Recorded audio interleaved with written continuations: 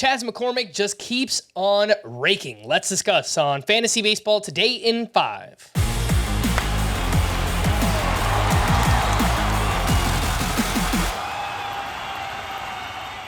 Welcome into FBT in 5 on Tuesday, July 25th. I am Frank Sample, joined by Scott White. And let's talk about Chas McCormick, who went 2 for 3 with a walk and his 13th home run. He also had a career-high 6 RBI in that game. All of a sudden, batting .282, those 13 homers, 11 steals, Scott. The quality of contact doesn't completely back it up, but your thoughts on Chas McCormick? He's 55% rostered. Does that number need to be higher? Maybe a little bit. I don't have a lot of faith in Chas McCormick long-term. You mentioned the exit velocity readings aren't great. The expected stats, even worse, 237 XBA, 437 X slug. That's about 100 points lower than his actual slug. I will note that he's been hot for a very long time now. And it's gotten his overall numbers just now to a point where we've taken notice. Last 39 games for Chas McCormick, 323, 11 homers, 7 steals, and OPS over 1,000. While his season-long average exit velocity is 88 miles per hour, his average exit velocity during that 39-game stretch is 90 miles per hour. I don't have his expected stats during that 39-game stretch. I'd be interested in seeing what they are, if they're significantly better than the season-long ones. But McCormick's been hot enough and contributing in a wide enough variety of ways that in 5 outfielder leagues, probably need to give him a shot at this point. But again, I expect it's going to be a short-term situation.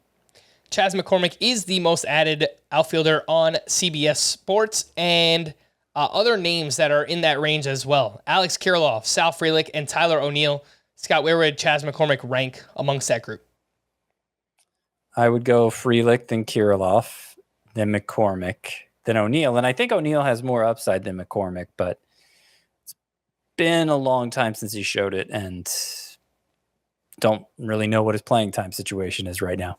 All right, let's slide over to some starting pitcher questions that we have from Monday's action. Kenta Maeda and Tarik Skubal were both awesome on Monday. Tarik Skubal completed 5 innings for the first time this season. He had 9 strikeouts with 13 swinging strikes.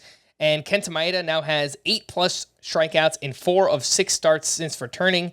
And during that stretch, a 2.48 ERA, a 109 whip, 44 strikeouts over 32 2/3 innings. Scott, who would you rather have rest of season, Kenta Maeda or Tarik Skubal? So I like both a lot. It's a very close call. I think they're both under rostered right now, and I know they're rostered in more than 80% of leagues. If you're forcing me to choose between Kenta Maeda and Tarik Skubal, I think I lean Skubal. Kenta Maeda, he's older. He has an injury history. It wouldn't surprise me if something went wrong physically for him between now and the end of the season. And I know Skubal's no guarantee as far as that goes either. Coming back from elbow surgery, still building up his innings. Went 5 innings for the first time here. But they both look great. I mean, Skubal, big sigh of relief after his last start when it seemed like maybe the velocity was trending down and he got knocked around. 3 of his 4 starts and coming off the IL have been awesome, and this was the longest of all of them. The 2-hit, 9 strikeout effort against the Giants. Maeda, I want to point out, part of the reason I'm so excited about him is if you throw out his 1 start earlier this year where he gave up 10 earned runs, it was right before he landed on the IL with the triceps injury. So I think it's fair to throw it out. If you throw it out in his other 9 starts, Kenta Maeda has a 2.96 ERA, 105 whip, 11 K per 9. Numbers very similar to the ones that earned him second place in Cy Young voting in the short 2020 season. Yeah, lots to like there with both of Tarik Skubal and Kenta Maeda. Is there anything to like with Jon Gray? He has been struggling big time since developing a blister back in June. Over his last 7 starts, a 6.49 ERA, a 1.79 whip, less than a strikeout per inning. The walks have been an issue as well. Jon Gray is still 90% rostered. Scott, where does Jon Gray fall on the drop-o-meter, 1 to 10? I'm going to put him at a 7.5. I don't think it's an obvious drop situation. I do think there's upside here. Obviously, he showed it earlier this season.